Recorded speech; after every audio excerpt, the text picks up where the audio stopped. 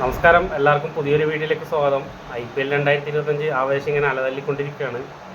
അപ്പോൾ ഞാൻ എൻ്റെ ചാനലിൽ IPL തുടങ്ങുമ്പോൾ ആദ്യത്തെ കുറച്ച് മത്സരങ്ങളുടെ പ്രവചനം നടത്തിയിട്ടുണ്ടായിരുന്നു. ആ പ്രവചനം അതുപോലെ ശരിയായിട്ടുള്ളത്. അതിൻ്റെ ചെറിയ സന്തോഷമുണ്ട്. പിന്നെ എൻ്റെ ടീമായ ചെന്നൈയും ആദ്യ മത്സരം വിജയിച്ചാണ് തുടങ്ങിയത്. അപ്പോൾ ഈ 4 മത്സരം ഇപ്പം കഴിഞ്ഞതിൽ ഏറ്റവും ആവേശം നിറഞ്ഞ മത്സരം കണ്ടത് ഇന്നലെയായിരുന്നു. LSG ഡൽഹിയും തമ്മിലുള്ള മത്സരം. അതിൽ ആദ്യം ബാറ്റ് ചെയ്ത LSG 20 ഓവറിൽ 209 റണ്ണാണ് എടുത്തത്, 8 വിക്കറ്റ് നഷ്ടത്തിൽ. മറുപടി ബാറ്റിങ്ങിൽ 19.3 ഓവറിൽ 211 റണ്ണ് ആണ് ഡൽഹി എടുത്തത്, 9 വിക്കറ്റ് നഷ്ടത്തിൽ. അതിൽ ഡൽഹിയിൽ എടുത്തു പറയേണ്ടത് എന്ന് പറഞ്ഞാൽ അശുതോഷ് ശർമ്മ തന്നെയാണ്. 31 ബോളിൽ 66 റണ്ണോ നോട്ട് ഔട്ടായിട്ട് പുള്ളിയായിരുന്നു വിജയശില്പിയായിരുന്നു. പുള്ളി കളിച്ചൊരു ഇന്നിങ്സ് പറഞ്ഞാൽ മികച്ചൊരു ഇന്നിങ്സ് ആയിരുന്നു. LSGൻ്റെ സൈഡിലേക്ക് നോക്കിക്കഴിഞ്ഞാൽ അവർക്ക് വേണ്ടി നിക്കോളാസ് പൂറനും മിച്ചൽ മാർഷും നല്ലൊരു പാർട്ണർഷിപ്പാണ് ഉണ്ടാക്കിയത്. ഒരു ഘട്ടത്തിൽ ഒരു 250 റണ്ണൊക്കെ പ്രതീക്ഷിച്ച ഘട്ടത്തിൽ നിന്നാണ് 2 വിക്കറ്റ് പോയിട്ട് ഡൽഹിൻ്റെ ബൗളേഴ്സ് അത്യാവശ്യം ആ സമയത്ത് നല്ല ബോളറിന്, അതായത് കുൽദീപ് യാദവ് ആയാലും മിച്ചൽ സ്റ്റാർക്ക് ആയാലും അവരെ ഒരു 250 റണ്ണിൽ ഒതുക്കാൻ പറ്റിയത്. പിന്നെ ക്യാപ്റ്റൻ ഋഷഭ് പന്ത് 6 ബോൾ നേരിട്ട് 0-ലാണ് മടങ്ങിയത്. അതുപോലെ തന്നെ LSGക്ക് കളി വിജയിക്കേണ്ട ഒരു അവസരം ഉണ്ടായിരുന്നു. അവസാനം മോഹിത് ശർമ്മേനെ സ്റ്റംപ് ചെയ്യേണ്ട ഒരു അവസരം ഋഷഭ് പന്ത് കളഞ്ഞിട്ടുണ്ടായിരുന്നു.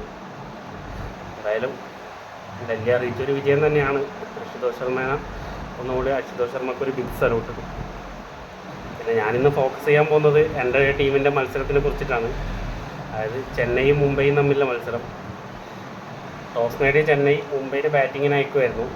ആദ്യം ബാറ്റ് ചെയ്ത മുംബൈ 20 ഓവറിൽ 9 വിക്കറ്റ് നഷ്ടത്തിൽ 155 റണ്ണാണ് എടുത്തത്. ചെന്നൈ 19.1 ഓവറിൽ ഒരു ബോളിൽ 158 റണ്ണാണ് തിരിച്ചടിച്ചത്, 6 വിക്കറ്റ് നഷ്ടത്തിൽ. ഇതിൽ എടുത്തു പറയേണ്ട പ്രകടനം എന്ന് പറഞ്ഞു കഴിഞ്ഞാൽ നമ്മുടെ ബോളിംഗ് നിരയിലേക്ക് വന്നാൽ നൂർ അഹമ്മദിൻ്റെ തന്നെയാണ്. നല്ലൊരു സ്പെല്ലാണ് നൂർ അഹമ്മദ് എറിഞ്ഞത്. 4 ഓവറിൽ 18 റണ്ണിന് 4 വിക്കറ്റാണ് പുള്ളി നേടിയത്. പിന്നെ നമ്മുടെ തട്ടകത്തിലേക്ക് തിരിച്ചു വന്ന അശ്വിൻ 4 ഓവറിൽ 31-ന് ഒരു വിക്കറ്റ് എടുത്തിട്ടുണ്ട്.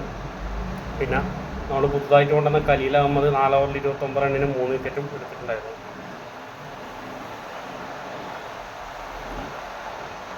പിന്നെ മുംബൈയുടെ ബാറ്റിംഗ് എന്ന് പറഞ്ഞു കഴിഞ്ഞാൽ ഫസ്റ്റ് ഓവർ തന്നെ രോഹിത് ശർമ്മ പോയായിരുന്നു ഡക്കിൽ. 36 റൺ എടുക്കുന്നതിനിടയ്ക്ക് 3 വിക്കറ്റ് അവർക്ക് നഷ്ടപ്പെട്ടിട്ടുണ്ടായിരുന്നു. പിന്നെ അവിടെ നിന്ന് സൂര്യകുമാർ യാദവും പിന്നെ തിലക് വർമ്മയും തമ്മിലൊരു പാർട്ണർഷിപ്പാണ് അവരെ ഭേദപ്പെട്ടൊരു നിലയിലെത്തിയത്. പിന്നെ വാലത്ത് ദീപക് ചഹറിൻ്റെ ഒരു മികച്ച ഇന്നിങ്സും കണ്ടായിരുന്നു. ബാക്കിയാണ് എടുത്തു പറയേണ്ട ഇന്നിങ്സൊന്നും ആരും അതിലുണ്ടായില്ല. അതിൽ തന്നെ ഇതിനെയും കാട്ടി ചെറിയ സ്കോറിൽ അവരെ ഒതുക്കേണ്ട അവസരം ഉണ്ടായിരുന്നു. സൂര്യകുമാർ 0-ൽ നിൽക്കുമ്പോൾ നല്ലൊരു ക്യാച്ച് ഉണ്ടായിരുന്നു. ശിവന്തു പക്വാരം വേറൊരു ഫീൽഡറാണെങ്കിൽ ചിലപ്പോൾ ആ ക്യാച്ച് എടുത്തേനെ.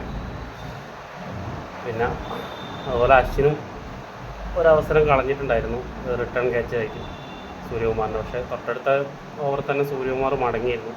അതായത് ധോണിയുടെ ഒരു മികച്ച സ്റ്റെമ്പിംഗ് ആയിരുന്നു ഇന്നലെ കണ്ടത്. എടുത്ത് പറയേണ്ട സ്റ്റെമ്പിങ് തന്നെയാണ്. ഇന്നലെ ഡൽഹീൻ്റെ കളി കാണുമ്പോൾ ഋഷഭ് പന്ത് കളിച്ച അവസരം കാണുമ്പോഴാണ് ആ സ്റ്റെമ്പിങ്ങിൻ്റെ ഒക്കെ വില അറിയുന്നത്. 40-41 വയസ്സായാലും പുള്ളിയെ സ്റ്റെമ്പിങ്ങിൻ്റെ ഇതൊന്നും പുള്ളി മറന്നിട്ടില്ല.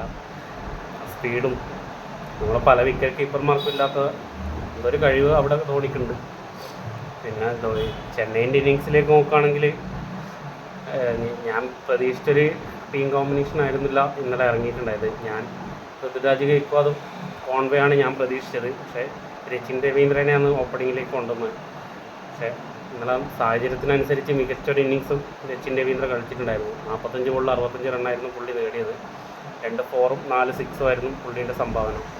അവിടെ ഞാൻ പണ്ടൗണ്ടിൽ പ്രതീക്ഷിച്ച ഒരു പ്ലെയറായിരുന്നു രാഹുൽ ത്രിപാഠി. പുള്ളീനെ ഇമ്പാക്ട് പ്ലെയറായിട്ട് ഓപ്പണിങ്ങിൽ തന്നെ സ്ഥാനക്കയറ്റം കൊടുക്കുമായിരുന്നു. പുള്ളി 2 റണ്ണായിട്ട് മടങ്ങിയായിരുന്നു. പിന്നെ ക്യാപ്റ്റൻ ഋതുരാജ് ഗെയ്ക്വാദിൻ്റെ ഒരു 53 റണ്ണും മികച്ചൊരു സംഭാവനയായിരുന്നു. പിന്നെ അതിൽ കാര്യമായിട്ട് പിന്നെ ജഡേജ വന്നിട്ട് 18 ബോളിൽ 17 റണ്ണും എടുത്തിട്ടുണ്ടായിരുന്നു.